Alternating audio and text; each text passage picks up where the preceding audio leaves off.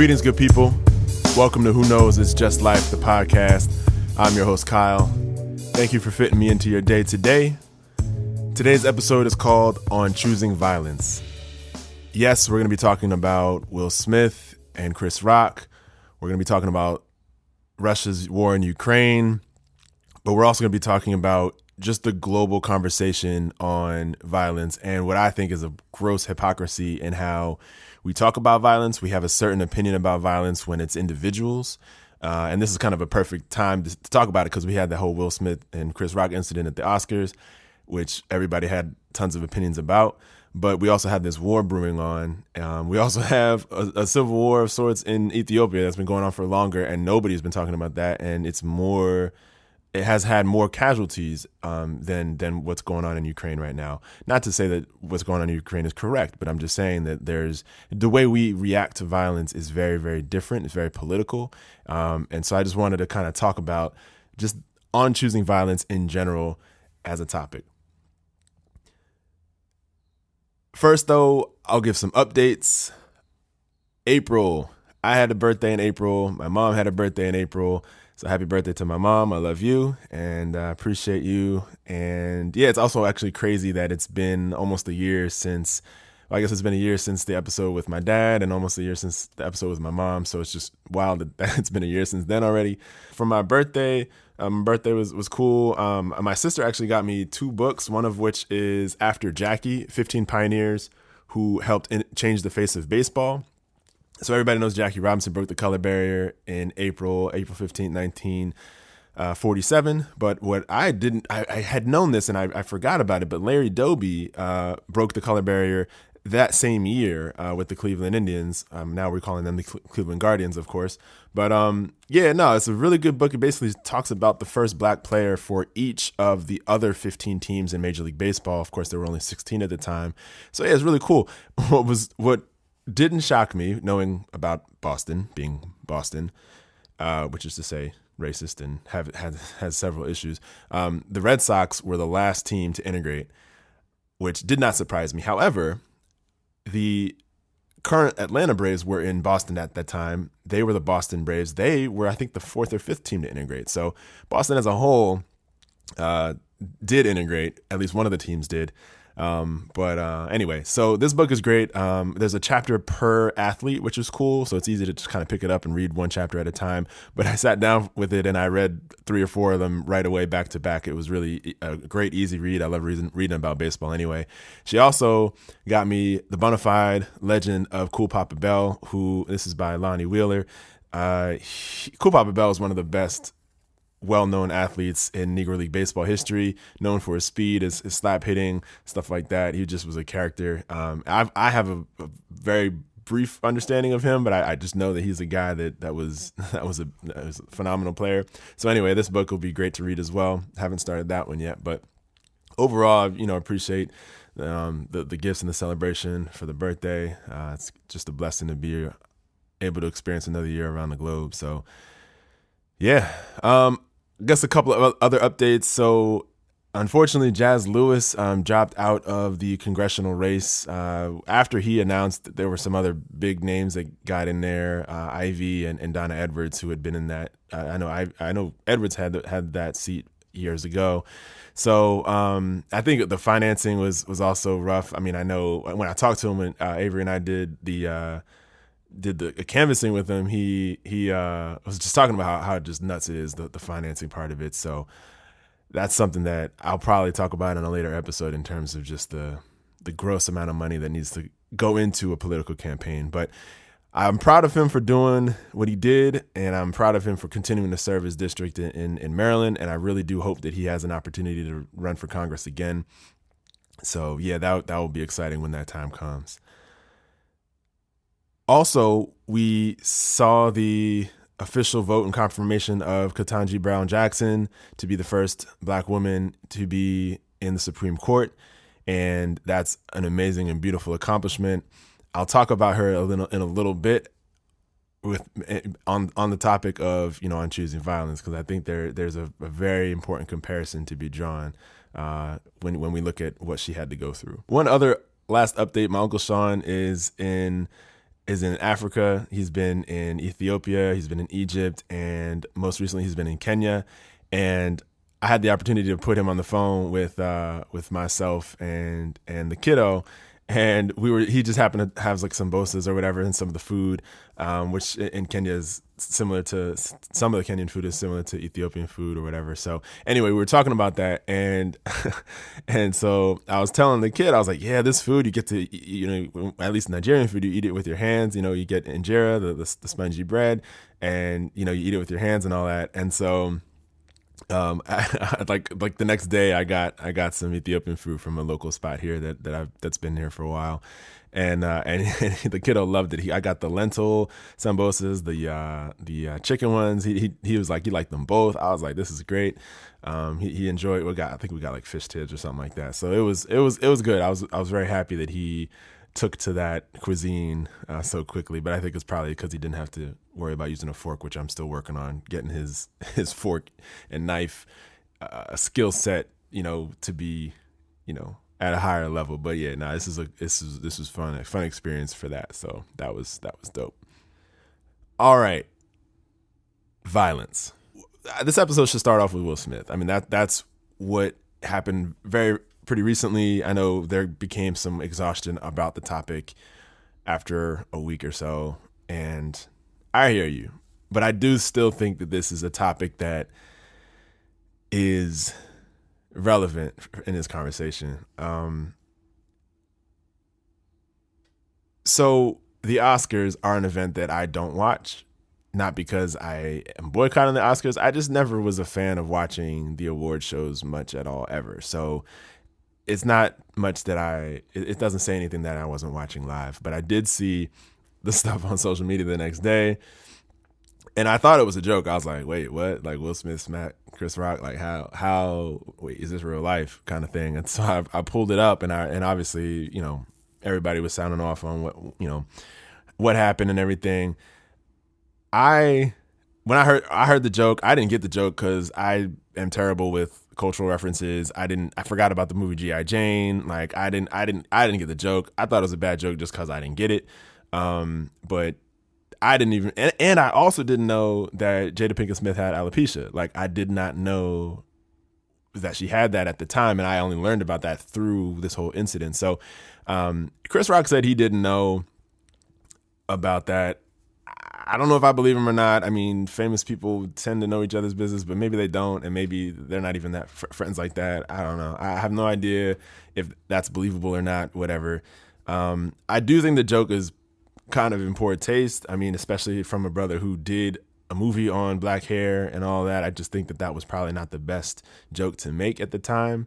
He was also not the host. And when I watched it, I was assuming he was the host. He's not the host. He was just there to announce an award or whatever. So like, I was just curious why he was even making jokes in the first place. I'm not sure if he was asked to do a couple jokes before doing the award or whatever. I don't know, but whatever. Anyway, so the joke was bad, right? Will Smith laughed, and then Jada Pinkett Smith gave him a look, and then he felt like he needed to react. And I think there's a lot that happened in those moments. I've been the person, like at a comedy show, there's two different kinds of people at a comedy show. There's people who are sitting back like, this ain't gonna be funny. They're gonna have to work to make me laugh.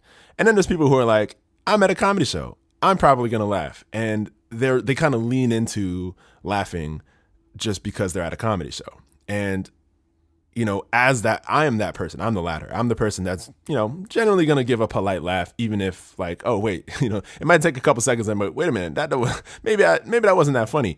So I've been like in Will Smith's boat in the sense of like laughing about something that maybe wasn't that funny that I realized later it wasn't that funny. And I'm going to be honest and say I've gotten that glare a couple of times about like, wait, you thought that was funny? I'm like, oh, wait, oh yeah, you're right. That isn't actually funny. So I've been in that boat before. And yeah, and I think that's part of just, the experience of just being in a public setting like that, with comedic, characters and stuff like that. Those kinds of awkward moments are going to happen. I think Will Smith's reaction was definitely an overreaction in terms of exactly how it played out. I know there's a lot of folks that are like, he has to defend his wife. Sometimes defending your wife and defending your family takes violence. I agree. I think that's definitely true. In this particular moment, I don't think what he did was warranted. I think that if you look at just looking at the whole thing, he laughed, he stopped laughing, saw Jada Pinkett Smith's reaction. He walks up, and I was talking about this with Tony, who I know, if you've heard every episode, you heard me talk to him a couple episodes ago. And Tony remembered something that I had said years ago when you make decisions about doing something, and especially when it takes time to execute on that decision. Think about all of the seconds that needed to transpire between him getting up out of his chair and actually slapping Chris Rock. Like, there were seconds that passed. And at no point did Will Smith take a breath, slow down or just turn around or whatever. He could have gotten right up into Chris Rock's face and just pointed at him and say, "Keep my wife's name out your mouth." But he didn't do any of that. He proceeded to choose violence. And in a moment where Chris Rock, if I remember correctly, his hands were basically behind his back or completely like not defending himself. He was not, obviously he was not, putting up any physical threat or anything like that. So he just was kind of like, "Yo, you're coming up into my face. What's going on?" To choose violence in that moment, to me, was unnecessary and was an overreaction. I'll talk about why I think there was an overreaction in a little bit, but I definitely think it was an overreaction. I think in this case, the defense of your wife could have met the attack. If the attack was verbal, start by sitting in your chair and saying out loud, which everybody heard anyway, "Keep my wife's name out your fucking mouth." That could have been the response. That is a way of defending your wife. And to me, that's on par with what was said. Like, Chris Rock said something about your wife, you say something back to him. If Chris Rock's like, "Oh, my bad," if he just backed off, off of that verbal interaction, cool, we're good. In my opinion, you've defended your wife and Chris Rock was checked. Cool. No violence was necessary. I think that's how it probably would have gone. I don't think Chris Rock would have and if Chris Rock was like, "Oh no, I'm gonna keep going in," or whatever, like, okay, maybe there's more steps that need to be taken. So I just think in that moment he overreacted. If I can quote Tony, when we were talking, he was like, Will Smith became the bully when he chose violence in that moment.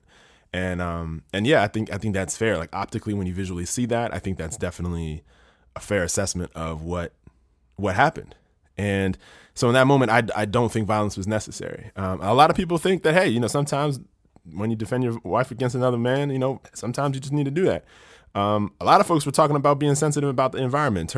I mean, years ago, we had the whole Oscars So White, and here we are in there, and Will Smith was about to get an award for his role in King Richard, which was amazing, well deserved. I mean, he's one of those guys that would be up for a Lifetime Achievement Award, when it's all said and done. But I don't know, like, in that setting with all that backdrop, to have that be a thing that basically overshadowed the rest of the event. And again, that's the only reason I wouldn't normally be talking about the Oscars on this show, but because of what happened, I'm talking about it. So anyway, yeah, I don't know. It's unfortunate. It's an unfortunate occurrence. And I personally do think it was an overreaction, and I think it was not necessary. Why was it an overreaction? And why did he do it? I started Will Smith's autobiography, and I definitely haven't finished it, but in the early chapters, there's examples of him feeling like a coward, feeling like he's inadequate. He didn't defend his mom when she was being abused by his dad. So he's had, and I'm actually, my mom was saying that there's more examples later in the book. She had already read the book. So Will Smith definitely has a sense of shame, or maybe just like he has a lot of baggage or background around not doing enough to defend the people he loves. And so I think that is what boiled up into the reaction that we saw. And I just think it's really unfortunate that it happened at the Oscars, that it happened on such a stage like that. They could have been at some small little comedy club, or it could have been at the after party. He could have approached them at the after party at the Oscars or whatever. We would have heard about it. Might not have been as much video footage or whatever. I don't know. It still could have been a little bit of a blemish on the night, but it definitely didn't have to be what it was, taking over the entire night. And I think I've heard that there's starting to be like ramifications for Will Smith and the family too, like deals are being taken. I'm not sure. I haven't researched that. I don't know if that's actually true, but I mean, so when you think about defending your wife and your family, it's like cool. And sometimes like that might need to sacrifice some of your money and your opportunities and stuff like that. I do, but like I said, I think he could have defended his wife in a way that didn't, cause violence, didn't choose violence on somebody who was unarmed and not defending themselves, and then risk financial success later. I think this moment was not. I don't think that was the right way to go about doing it. I do want to give Chris Rock a little bit of credit for not escalating the situation any further. Like he took the slap.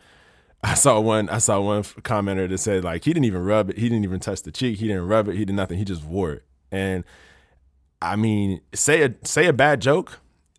Like you have to bear the responsibility for the bad joke, and he bore that. He wore it. He just wore it, and he tried to play it off and tried to move on and whatever, as best he could. And I do give him credit for his reaction and his response, because I think that he was mature. He stayed within himself. He stayed within the moment and tried his best to kind of move on and move forward with it. I'm gonna also put something out there personally. I in high school I was hit. Back I think it was like the last day of school junior year. It was this whole like trumped up conflict between me and a football player. I played a little bit of football too, but I was not that big. Okay, I won't name names, but basically, a guy that was in my year, he was a football player. He approached me at the end of the school day, after my exam. It was weird. He knew exactly my last exam, everything. He was like right out the door and whatever. He was like, I heard you trying to fight me. And I was like, no, I'm not trying to fight you. Why would I want to fight you? I was, at this time, I was probably like 5'6", 5'8", maybe $140 maybe. And this guy was a bit bigger. I'm, taller, just, muscular as all heck. His biceps were probably twice the size of mine. So I was like, yeah, no, I'm not trying to fight you. I don't know why I would want to fight you. But basically he had heard rumors from another guy who didn't like me for other reasons. And, basically, he just was insistent on violence and wanted to fight me or whatever. And he basically so we were walking outside the school building, and I was basically a step ahead of him, and he punched me across the face from hit my right cheek, the right side of my jaw. My tooth actually flew out of my mouth. I had to pick up my tooth, and I walked out of the building, didn't turn back around or anything, just picked up my tooth and continued to walk out the door. And Tony was actually there to pick me up. Because he was planning to pick me up after school, and we were going to go kick it or whatever. And my face was bleeding, and I had a tooth out of my mouth. So, and strangely, it didn't hurt. Like there wasn't any pain or anything associated with it. But like, I didn't choose to fight back because that would have been stupid. Like I was scrawny. I was not like that would have just been dumb. And so like, oh, and that brings me to another point too. A lot of people were talking about how Will Smith, like, would he have hit somebody white, or would he have hit like, The Rock, or somebody who's obviously bigger than him or stronger or whatever. I'm not getting into all of that, but in my moment of getting hit across the face, I was just like, it serves me zero to try to retaliate physically to this situation, because that would just make it worse. The young man just punched a tooth out of my face, like on one shot. Like I'm not about to, whatever. I will say he didn't knock me down. He punched me, right? The tooth fell out, but I didn't like fall down to the ground or nothing like that. I took it. But anyway, years later and some oral surgeries and all that kind of stuff, like it's all good. But yeah, I don't know. Violence is just a very funny thing when we talk about those personal moments. And I think everybody has their assessments on when it's appropriate, when it's not appropriate. I'm generally a pacifist. I generally try to choose nonviolence. I'd rather talk through things. I'd rather do that than have violence be the answer. But I very much understand that it is an answer, and it is a reality to how people solve problems. I will also say that especially in like the childhood area where like you might have somebody picking on you, a display of physical force, maybe not a display of physical force not necessarily like putting your hands on somebody, but just displaying that, hey, look, I'm not going to stand for you either picking on me or messing with me or whatever. There is a degree of self-defense needed to authenticate and authorize your boundaries. Like you can have verbal boundaries around your desk or your stuff, your backpack, whatever it is. And kids gonna be kids. Kids gonna pick on you. And sometimes you might need to just shove them, or you might need to just like stand up tall and like raise your voice or whatever. There's different ways of trying to establish your boundaries. But sometimes some kids, some people need that kind of physical reminder that there's a boundary here and you will not push it. And so I do appreciate, and I can see the need for that. But that's a little bit more into the realm of violence and boundaries and just dealing with other people. In the case of Will Smith, definitely an overreaction. I think it was baked. There's a lot of other stuff inside of him that was baked into why he overreacted the way he did. But yeah, I want to cut to Ketanji Brown Jackson because she received a ton of heinous, terrible questions in reference to her becoming the next Supreme Court justice.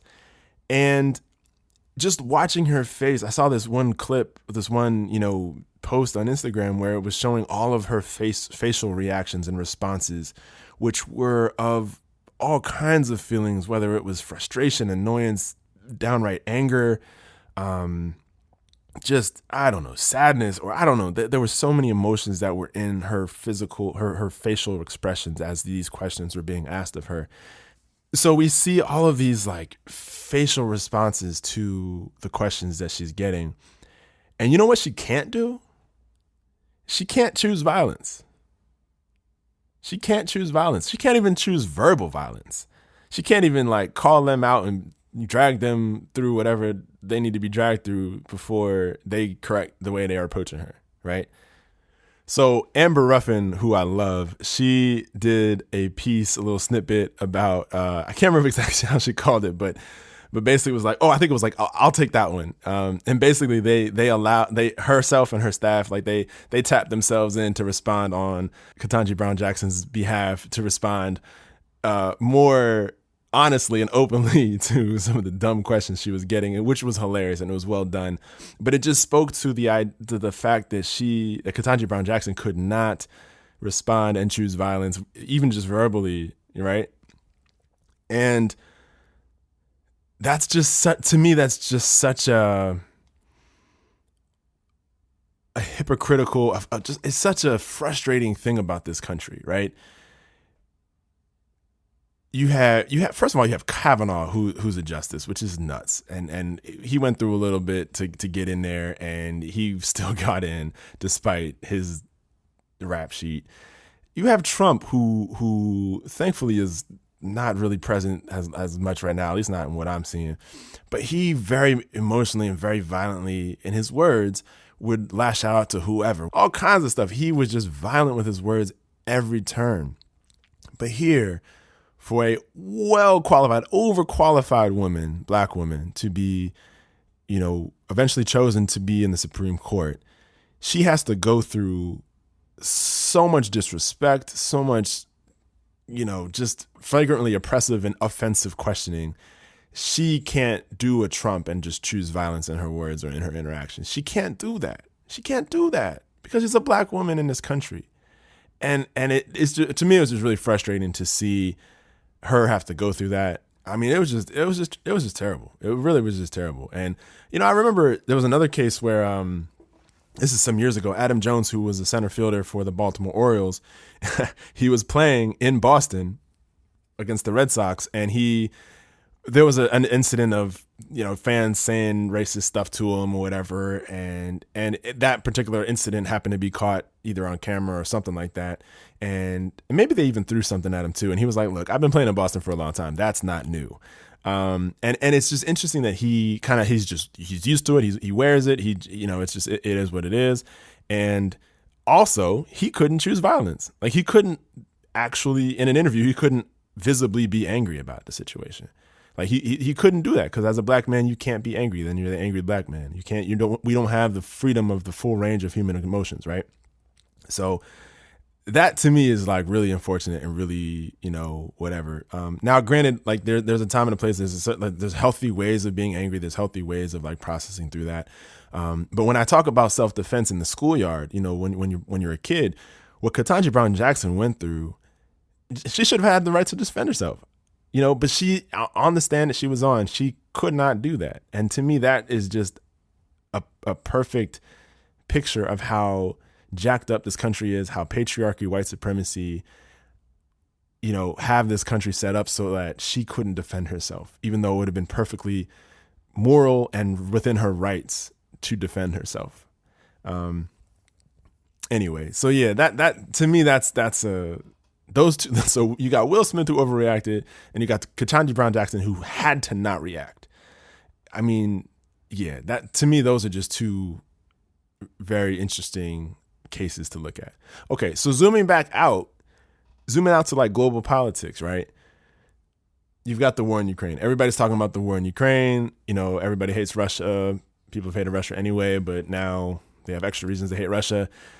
I mean, this has been brewing for a long time. I mean, Russia and Ukraine have always had this relationship, or not relationship. Russia's always been trying to colonize Ukraine, basically. Let's put it that way. I remember several years ago, I think I mentioned this in another episode, but there was that whole conflict over the Crimea region, and I looked it up. The Crimea region of Ukraine was essentially annexed, so it became Russia, which I remembered Crimea being a thing, but I didn't remember the resolution. It actually became Russia, which I didn't realize. So this has been kind of a thing, and I remember at the time when Crimea was that Crimea region was being discussed. I think, and looking back, it's like they must have seceded the Crimea region in the sense that like, oh, maybe that'll keep Russia happy and then we'll be good. Obviously not, because a bully is going to be a bully. And so obviously what's happening in Ukraine is terrible, right? There's no way to look at this and say that this is a healthy thing. This is bad. Like Russia is over aggressive or bombing women and children, families, homes, residential areas. Like obviously terrible things are happening, right? Bad, terrible. What I want to call out is the hypocrisy in people who are all pro-Ukraine. Because these people, first of all, don't know anything about what's happening in the Tigray region in Ethiopia, which I happened to mention on my very first podcast. It was starting to bubble up. And that is a conflict that has decades of backstory that I only slightly understand. But I just knew that this was a conflict that was brewing, and it was probably not going to end well. And it hasn't ended yet. It's been like 18 months now. And from an article that was published by the Washington Post in late March, there's arguably like 500,000 people who have been, killed, or at least killed in Ethiopia for either through direct conflict or through the after effects and peripheral effects of war in the region. And actually, and I want to give credit to them because the title of the article is called "The World's Deadliest War Isn't Ukraine, but in Ethiopia." And I'm going to scroll down to where they have their numbers. So, and this article also shows a estimate of the casualties in Ethiopia around this conflict. It says that the true toll is impossible to know. Researchers from the Belgium's Ghent University estimate that as many as 500,000 people have died so far. 500,000. Between 50,000 and 100,000 from the fighting directly, another 150 to 200,000 from starvation, and another 100,000 from lack of medical attention. So, and the fact that we don't even have numbers on this shows how little attention folks are paying to this conflict. In Ukraine, there's like a tracker that shows to the number how many people, army people and civilians have been killed, women and children have been killed in the Russia-Ukraine conflict. And again, and they're at like thousands of people who have died, which is terrible, right? Like that death is unnecessary. It's based on colonialism, and it's based on, the ego trip of Putin and all of that. So like, obviously those deaths are tragic. We should mourn those as well. I'm just calling out that we are hypocritical because there is a far greater conflict happening. We don't even have anybody caring enough to count the numbers. And obviously nobody's saying, let's solve this issue between the Tigray region and Ethiopia, right? So hypocritical piece number one. Hypocritical piece number two, are the people who are pro-Ukraine pro-Palestine? Are the people who are pro-Ukraine pro-Palestine? Because Israel is essentially the Russia in that area. Let's be honest here. The Israeli state is that. And I know it's not popular to say that, and I know it's not, that connection might be lost on people, but it's true. You have Palestinian people who have been living there for decades, centuries, whatever, and after World War II, the Western nations decide to carve out this land and create an Israeli state, which was a selfish thing because they really just wanted an ally in the middle of the Middle East, which otherwise they would have had no geographical control in or no footprint into. So it's all self-serving and imperialistic in nature. So realizing that that's true and that's the history part, I know it's way more complicated than that, but that's a high level version of that history. Can we be honest and say that we have supported the Russia in the Middle East? Can we say that? That would be honest. And then that would also force us to change our minds and our policies around that, change our military support of Israel, and just to make sure that there is an actual equitable solution in that region that we are on the right side of. And I think a dual state solution, I don't know enough about all the details to know. All I know is that there should be a formal recognition of the Palestinian people, a Palestinian country, and whether or not how much Israel still exists, I don't know. It's extremely complicated there, but overall, imperialism is imperialism, colonialism is colonialism. That's what took place there. Okay, let's pull it back even further. The United States is a colonial settler country. The whole country is based on the conquest of native nations' land. So the whole idea of the United States is the result of what Russia is doing in Ukraine. I say we because I guess I'm a United Statesian. The United Statesians, and prior to that, British and European forces forced their way onto this land and thought it necessary to control all of it. Just all of it. Eventually, yeah, we just want it all. And what in some of the books I've read about like native nations and some of the history of the United States, the military literally was, I mean, the United States was waging war constantly since its inception west. It was constantly at war. And it was constantly trying to make quote unquote treaties that it knew it was never going to honor, just to kind of keep moving native nations out, basically trying to exterminate and commit genocide ultimately of native nations.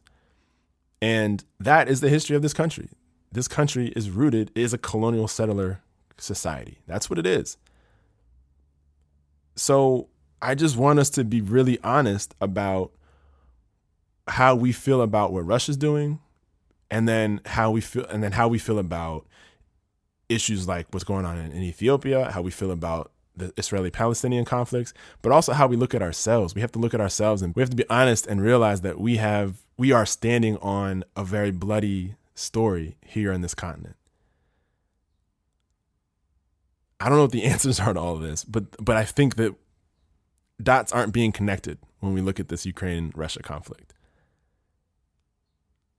So that's what I have to say about that. The other piece about violence is that this country loves violence. We love it.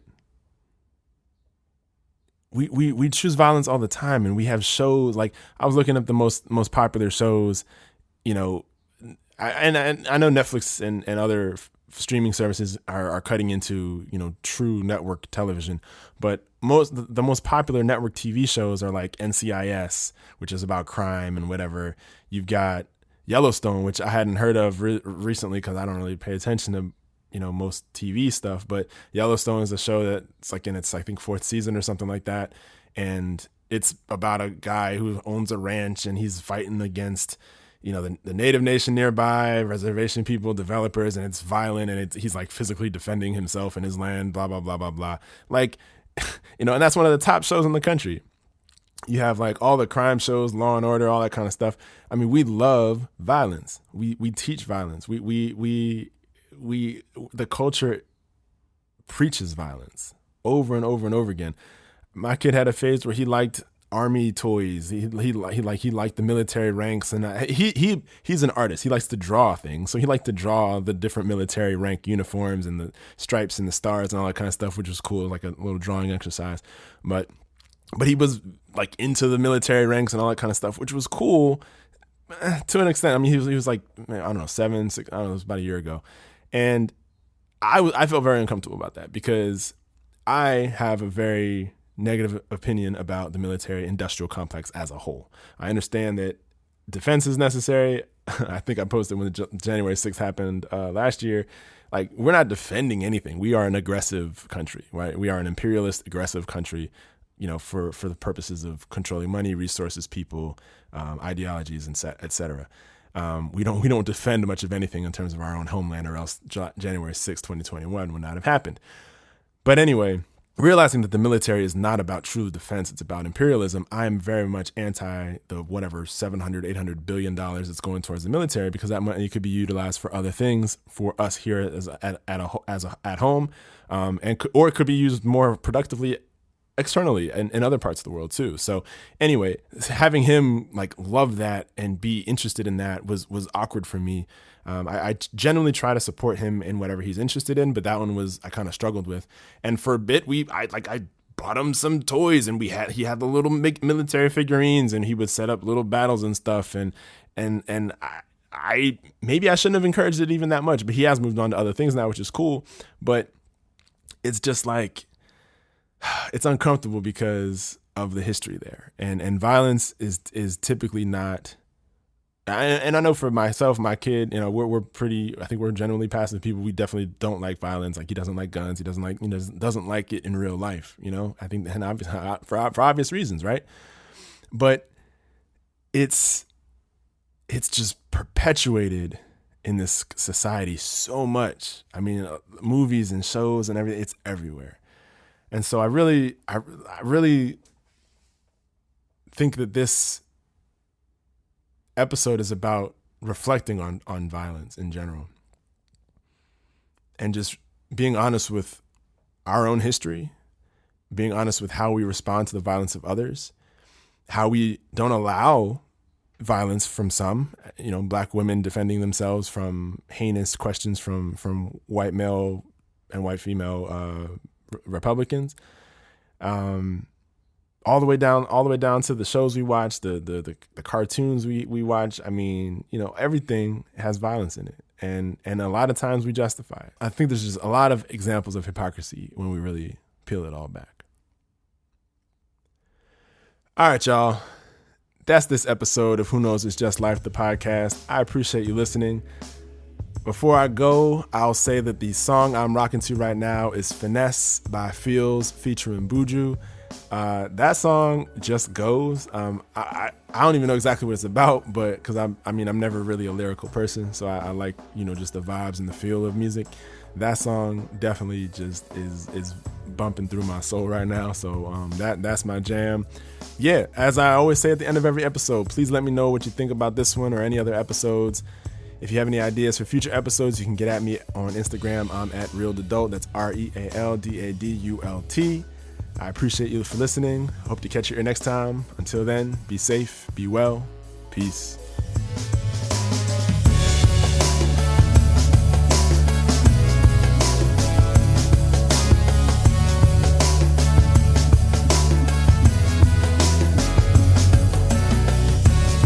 Who Knows It's Just Life podcast is recorded, produced, and edited by me. All thoughts and views expressed on the show represent that moment in time. Participants have the right to be wrong, learn, and reshape their ideas as the journey through life continues.